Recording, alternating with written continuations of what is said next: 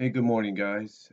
Um, yeah, I wanted to do a response to Doug Walker's video that I saw yesterday, as well as I guess now do a response to his second one that he did as part two. Um, Basically, his video was titled "What the Hell YouTube," and from what you could tell, if you've seen the video, I would suggest checking it out. Apparently, a couple weeks ago. As a lot of us noticed, because I'm a fan of Channel Awesome and Nostalgia Critic and Doug Walker and all that. As a lot of us pretty much noticed, his videos suddenly got started to go into two parts. And sometimes when you have an unlimited recording time on your at your disposal, at your disposal, um, you can pretty much upload any length of video you want, almost. Well, apparently, uh, when Doug did his Disney December last year, or was it a few years ago? Because I remember one of the Disney Decembers was focused on the Hayao Miyazaki films, the Studio Ghibli films, the Hayao Miyazaki films, and that was my laundry drying. Finish up, and that was my laundry finishing up drying. But I know a year. I know. I don't think it was last year. I think it was the year before. He did a Disney December based around the Hayao Miyazaki films and several others. And one of the films he talked about was My Friend Totoro, my neighbor, I think it was My Neighbor Totoro or something, or My Friend Totoro. And apparently, Studio Ghibli gave him a strike on that, real recently. And it wasn't the Japan. I think he says it wasn't the Japan one. I don't know if he said it was the U.S. one or the Japan one. I don't really know. He just says a certain division of Studio Ghibli. I think it was. I think it may have been the Japan one or the U.S. one. It was one of them. I think it might have been the U.S. one. Gave him a strike. Now they are in the process, as he says in the second video, of getting that strike removed because apparently within the span of 24 hours after the first video went up talking about this situation, everybody that's a fan of Channel Awesome, anybody that's a part of Channel Awesome, retweeted, Facebooked, emailed, whatever, Instagrammed, whatever you want to call it, Pinterest. They did everything they could to get the word across about what happened. And apparently it finally reached the people at Google and YouTube, and they're like, okay, we'll look into it. And apparently, like I said, apparently it reached them, and they obviously looked into it and realized, oops, we made a mistake here. Because, as Doug says, a lot of what he does, a lot of what Rowdy C, Chris Moore, and by the way, happy birthday to Chris Moore, Rowdy C, TV Trash, what he does, what Linkara does, what Angry Joe does, what Animat does, what Huey Toonmore does, what any of these people do, that they mostly what these people do, they do for a living. They do. Excuse me. They do for a living. And some people can can say, you know and some people could say, well, maybe they should move on to other places, other video sites or something like that that won't hammer down on them too much, or come down on them too much, or be so intimidated by copyright and all that. And what's funny about this is I read somewhere that YouTube and Google at one point was trying to fight to get people's rights back on YouTube. Basically, from what I understood, there was an article I think that said that YouTube and Google were trying to fight to get people's rights for the videos. In other words, kind of fight for the fact that what people are doing with the videos is in fair use. And like I said, that's what Doug Walker was fighting about. Channel Awesome Doug Walker was talking about. What he does, what Angry Joe does, what Linkara, Louis Lumbug does, what, and even those at the fellow in the coat, like Jaime Animat, Huey Toonmore, Rowdy C at TV Trash, and Manic Expression, and that fellow in the coat. Chris Moore does. You know, that long haired creepy guy. TLHCG. What he does. They do it all out of fair use.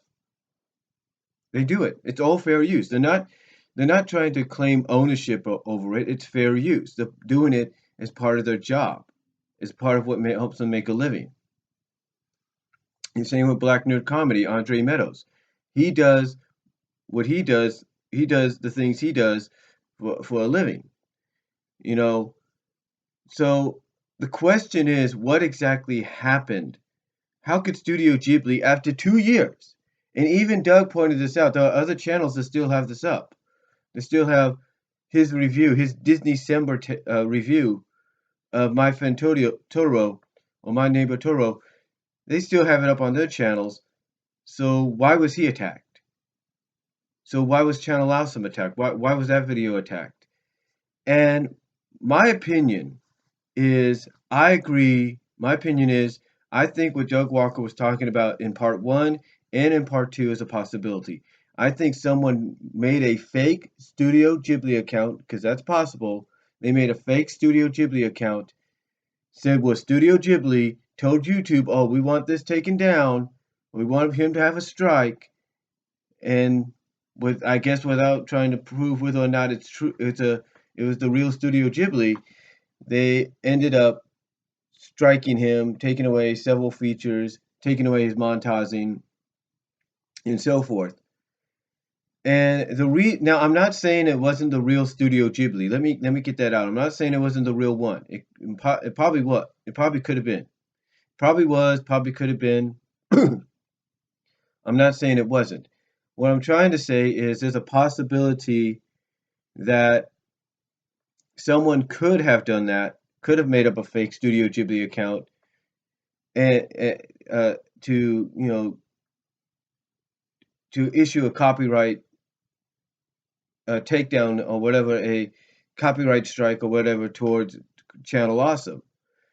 And the reason I think that could be the reason. Not saying it is. Let me emphasize. I'm not saying that is the reason. I'm not saying it wasn't Studio Ghibli. It probably was. I'm not saying it wasn't. Okay, let me make this clear. I'm not saying it was or wasn't. It probably was, but we're not sure. Let's just say if it was them, then yeah, okay. They probably had the right to do it. Well, the right and power that they have anyway. But on the other hand, if it wasn't, that's what I'm trying to lead into. So again, I'm not saying it was. I'm not saying it wasn't Studio Ghibli, because it probably. Okay, I know it sounds confusing. Let me get some coffee into me. Again, I'm not saying it wasn't Studio Ghibli. It probably was, but for the sake of argument, let's say it was someone that created a fake Studio Ghibli account.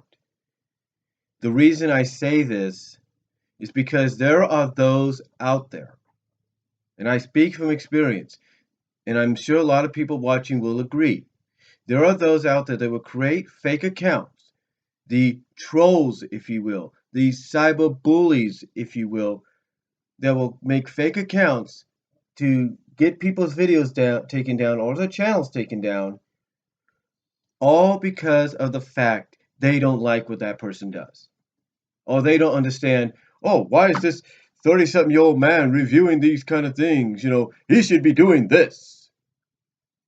Oh, why? It's like, it's like, oh, why is this person doing that? Here's the thing. The Chris person that sent all those Ratatouille movies, all those Cloudy with a Chance to Meatball 2 movies to Animat last month in his holiday edition of What's in the Box, true, he made up for it by sending him something good this time, the Cloudy with a Chance of Meatballs 2 book, in which the Cloudy with a Chance of Meatballs 2 movie is based on, which obviously, I guess, is better than the movie. But the point is, that's an example. Now, I'm not trying to say Chris didn't want to make up for what he did. He obviously tried to make up for what he did by sending Matt the book for uh, sending him the original Cloudy with a Chance of Meatballs 2 book. But what I'm trying to say is, what Chris did was kind of an example of trolling. He was trolling Animat by doing what he did. Now, I don't know, maybe if he was just trying to troll him, trying to get a reaction out of him, because apparently he did just that, or what. But apparently he thought about it, or someone talked to him and said, "Look, I'm sorry I did that," and he made up for it by sending him clouded with the Meatballs 2 book. But but the reason I point that out is that is the reason why I think it's a possibility, not saying it is, that someone could have created a fake account under under the name Studio Ghibli to get a strike on Doug, to get his videos, to get his monetization, some features they use, his monetization taken away, some of the features they use taken away, all because maybe they wanted to get a reaction. Maybe they feel like he's too old to do this kind of stuff and he should do something else. Let me make this perfectly clear. What Chris Moore, Animat, Huey Toonmore, Joe Vargas, Linkara, what these Black Nerd Comedy, O2R Central, Del Man, what these guys do sometimes is probably the only way they can make a living. What they do sometimes is either, though, it's like I said, probably the only way of making a living, because it's basically their full-time job, or it's partially how they make a living. So to take that away from them is selfish on people's parts. It's selfish on their parts, and it's also a fact that, like I said in one video about, something, I got to look back on it, what it was.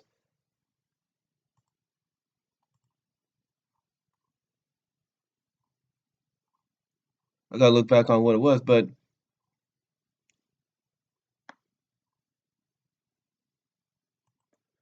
to me, they just don't.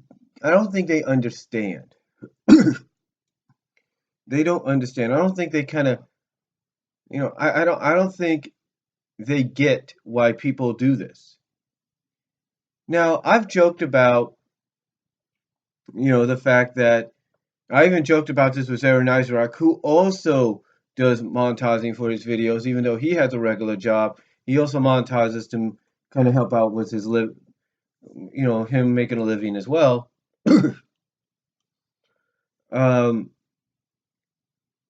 the reason, and I joked about him with this. I think the reason people do this, not only do they do this to get a reaction, but I think sometimes they want us to talk about or even review stuff that's real mature, if you catch my drift. Real, as I said with Aaron Isaac one time in a letter, real triple X mature stuff. And again, my opinion, if that is the case as to why they don't like what we're doing, then why are they watching?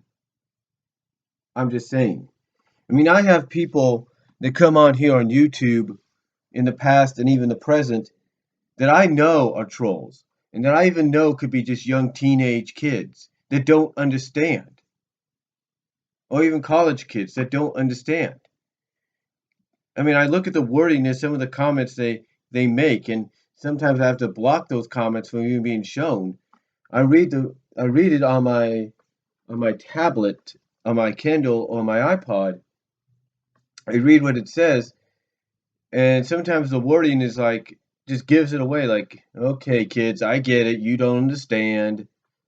You know, uh, that So that's what it is. They don't get it. They don't understand. And I think, I think in a sense that's why. Again, I'm not saying there's no proof whether or not it was a fake account or it wasn't. I'm not saying whether it was a fake Studio Ghibli or the real Studio Ghibli. But this is why, if it was a fake one, why I think this happened to Channel Awesome and happened to Doug Walker, because of the fact that people don't understand. These young kids or college kids, whatever, they don't understand. They don't. To them, that's like, oh well, here's this Doug Walker acting like an idiot and all that. He should go out and do this and that. And it's like, seriously, this guy makes a living off this. The people at Channel Awesome make a living off this. You guys don't get it. That's if this was a fake Studio Ghibli account. They don't get this. They don't get it. They don't understand it, and they probably never will. You know, I mean, and so that's just my take on, that's just my take on how I think the takedown, the strike occurred right there. The possibility that the Studio Ghibli account could have been a fake. Not saying it was, because it could have been real, but there's a possibility it could have been a fake. Excuse me. Now, on the other hand,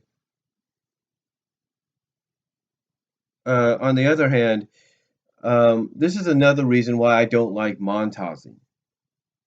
I mean, it's great that you can make money off your videos. That's fine. I've even had my family kind of suggest it. But this is why I don't do it. Due to the fact that I don't want to chance the fact that my channel or my videos could be taken down. And monetizing, depending on whether you're a big YouTube channel, a medium-sized YouTube channel, a small one, or you're just starting out with monetizing with your first channel ever, it makes you a target. It makes you a bigger target than those that don't monetize. Why? Because you are publicly acknowledging that you're making money off your videos. And by publicly acknowledging you're making money off your videos, you're publicly acknowledging that you're making money off videos with content that belongs to other people. And there are some studios out there, movie studios, game studios, that will not understand that. There are, there are some movie studios and game studios and television studios that will not understand that, because to them, they think you're making money off their property. You're basically coming out and saying, in their eyes, oh, well, I have the right to show the footage here and show the footage of this show or this movie or this game because I own it and I can do whatever I want. To them, they think that to them is their mentality. Some of them. Thankfully, there are some studios, movies, televisions, game studios out there that understand, hey, they're not claiming this content as their own, that it is in fair use. Thankfully, there are studios that understand that, but then again, there are studios that don't. And sometimes these studios, and I'm not trying to be, uh, how does that, what's the word I'm looking for? I'm not trying to discriminate here, God. Lord, please forgive me. I'm not trying to be discriminate here, but sometimes those studios, gaming, movies, or television, that don't think on the same wavelength as those that understand that, hey, what these people are doing are in fair use and there is no harm being done. Those studios that don't understand that and again, Lord, please forgive me, I'm not trying to discriminate. Those studios are mostly run sometimes by people that are not up to date, that are not current. They look at this, they look at what, let's say, what an Angry Joe does, or what a Chris Moore does, or what an Animat or Huey Toonmore does, and or Linkara does, and they're like, oh, well, they're trying to claim that is their own. Yeah, they own it, but that's not, they don't have the right to show that footage. Copyright them, strike them. They don't understand. They don't get it. Like I said, I'm not trying to discriminate, Lord. No offense to anybody watching. I'm not trying to discriminate. I'm just trying to point out the difference of there are those that are like, hey, it's no problem. There's nothing wrong. They're just, talking about it, giving their thoughts on it. It's in fair use. But then there are those that are like, that they shouldn't be doing that. That's not right. Let's strike them. Let's get that video taken down. Let's get the channel taken down. So there's a big difference. Thankfully, like I said, there are a majority of studios that do understand that, but you also have that majority of studios. It's kind of almost a 50-50 deal that 50%, half of the studios out there, game, movies, and television, they understand, hey, everything's in fair, what these people are doing are in fair use. But on the other hand, you have that other half that don't understand that yet and need to understand that. I mean, if anything, what Linkara is doing, what Angry Joe is doing, what Nostalgia Critic Doug Walker is doing, what Rowdy C, Chris Moore is doing, Huey Toonmore, Animat, Jaime Deluxe Man, Zara Nizarek, OTR Central, what they're doing, what these studios that don't understand that, need to realize is they're actually giving their properties, their games, their movies, their shows more exposure than they've ever thought. I mean, think about it. When I watch Animat's What's in the Box, or I watch his classic reviews, or his classic reviews, if you will, like I was saying, he's giving more exposure to some lesser known animated titles that some people may not know about. He's giving more exposure to them so that people can actually go out and buy those titles or might be interested in buying them. The same with Joe Vargas. Joe Vargas at Angry Joe. Angry Joe. He's reviewing games to give them more exposure, to give people more incentive to either go out and buy them if they're good, or to just go out and rent them and maybe decide whether or not you want to buy it, or just plain out come out and say, hey, look, it's not a good game. It's not a good game and it needs improvement. He's also offering advice. He's offering advice to those that would probably still buy a game, even though he feels it's not good. That, hey, my advice to you, don't get your hopes up. Or my advice to you, wait till the game goes down in price, or whatever. That's his suggestion. That's what he does. Same with Linkara. When he does his comic book reviews every week, he's giving more exposure to those out there that don't know about these comics. Heck, I didn't know Ocean Comics did a Popeye an origin comic on Popeye. So that's what some of these studios need to understand. It's not hurting them. It's all in fair use, and in a sense, at the same time, it's getting more exposure for their product. It's not doing any harm. So they need to wake up and realize that. But getting back to what I was saying, this is another reason why I'm not a fan of monetizing, because it makes you a bigger target. Even if it makes you a bigger target, because basically, if you're doing everything in fair use, like I said, some people may not look at it that way. You take a look at Nintendo, and Nintendo pretty much will copyright any stuff you put on YouTube. I should know, there are others that should know that. And you may or may not be able to monetize. There are some places, like the 8-bit channel, I believe, that one of the 8-bit channels, one of the 8-bit channels I'm subscribed to, and I think even Irate Gamer, that they make money, they monetize off their videos and everything, but if, let's say they're reviewing a Nintendo game and it gets copyrighted by Nintendo and they can't make money off it, that's fine. They're still making money off their other videos. So that's fine with them. So it's okay with them. But I understand, like with Joe Vargas, he comes out and he basically has ranted. He's basically talked about, hey, this is not right and it needs to change. And it does need to change. I agree with that. But if you're making money off the fair use of your other reviews and your other reviews and vlogs and stuff like that, your reaction videos and stuff, then why worry about that for right now? You could still have it up there. It's just a small percentage of the videos. It's just a small percentage of videos you're not making money off of, while the others you are. So again, getting back to what I was saying, this is why I don't like monetizing. Yes, it's like I said, yes, it's one way for people to make a living. Don't get me wrong about that. It's one way. It's one way for some people to make a living. Don't get me wrong about that.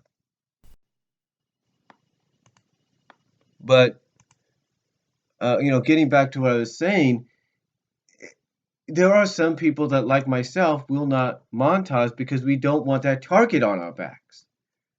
I mean, heck, even without monetizing, I've had copyrights put on my videos. Some of my videos sometimes are blocked worldwide. Heck, I have one video that's one of my more recent Sonic comic fan vids that I did last year, that the only country it's blocked in from being viewed is here in the United States. Everywhere else, people can view it. And to me, I'm thinking, well, why is that? I should be able to, that should be viewable. It should be viewable here in the United States. I'm not doing anything wrong. And again, it's about the copyright system that needs to be fixed with YouTube.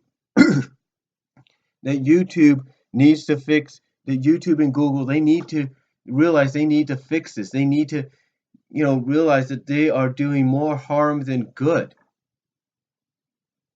And that those that go and put these copyright claims on it may not be exactly who they say they are. So again, though, even without monetizing, I've had videos in that kind of situation. But the point is, and I know I sound like a broken record and I do apologize, this is a reason why I don't like monetizing. I mean, yes, it's nice to want to make money off your videos. Don't get me wrong about that. It's nice to probably receive a direct deposit, every week or every other week from Google/YouTube of a certain amount of money to help you out. I don't, I don't mind that. I respect that. I respect those that do that. But for me, I don't want to risk it because it makes you a bigger target. But I do agree that those that do montage and they're montaging because they make a living off what they do, like Doug Walker and and Joe Vargas and Louis Lundberg and Chris Moore and Huey Toon Moore and you know Matt Burnett, Animat, if you will, Electric Dragon, if you will, Zara Nizarak, Deluxe Man, OTR Central. It's basically the fact that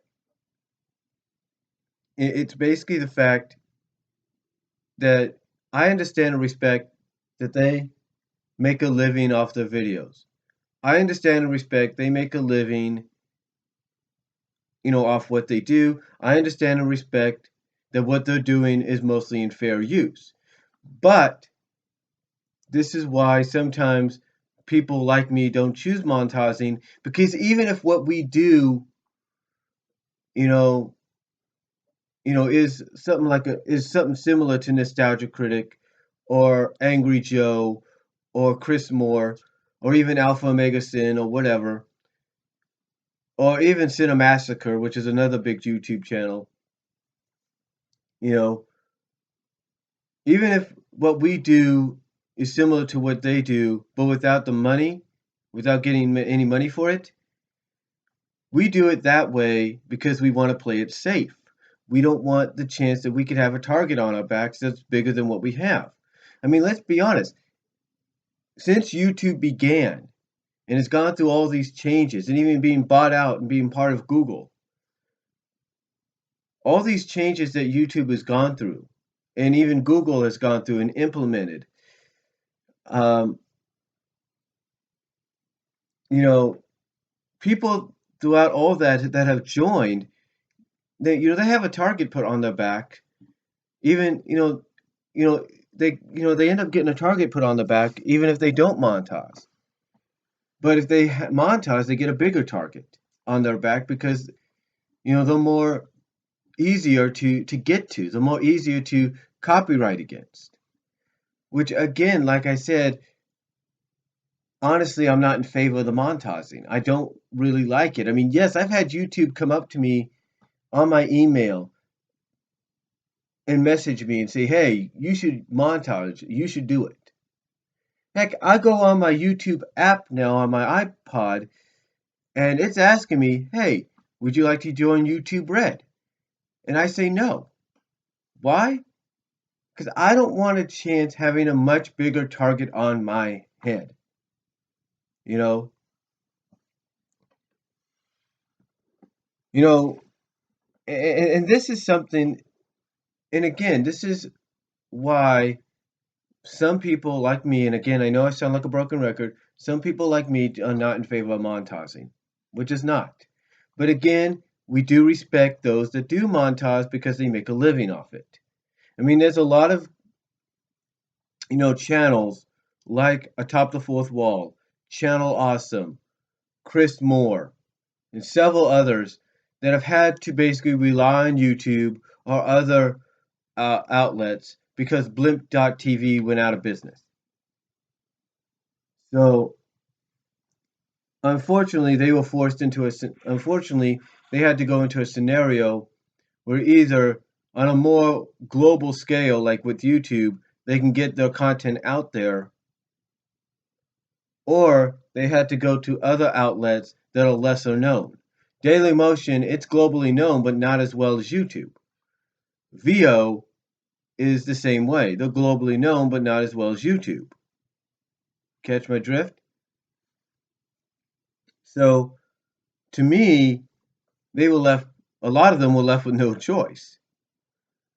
So, overall, though, when when I see what happened with Doug Walker and Channel Awesome and several other channels that are going through it, you know, I don't like it, honestly, and I respect the hell out of them for trying to get the videos back up and kind of fight the system and make, and show YouTube and Google, hey, what we're doing is in the right, it is in fair use.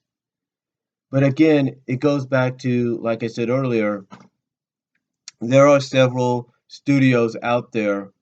There's 50% of studio. I mean, it's basically, like I said earlier, it's a 50-50 deal. 50% of studios, movies, television, games, they understand and respect the fact that, what a lot of people are doing is in fair use. Even if they montage off it, it's in fair use. But again, you got that other majority, that other 50% of movie studios, of studios, of gaming, movies, of gaming studios, movie studios, television studios, and comics that don't understand that and feel that it's what you're doing is not in fair use and that you are claiming it as if you made it and you owned it. And that's not the case. So my thing is, I do support Doug on what he's trying to do here. I support any studio, not any studio, but any channel that's trying to get the word out that things need to change for at YouTube and Google, and they need to change for the better. I mean, Google and YouTube last year, like I said, I read an article. They stated they were trying to fight for fair use for the content makers and regular subscribers, uploaders, video makers, if you will, montage or non-montage. So I hope that's still true in some ways, but I think also, in a sense, I think YouTube and Google, they need to step up and acknowledge to those studios, let those studios that feel that what people like Doug at Channel Awesome's doing, and Joe Vargas and Linkara and Chris Moore and Animat and 2E2 More, those that don't want to risk being on YouTube because of copyright content,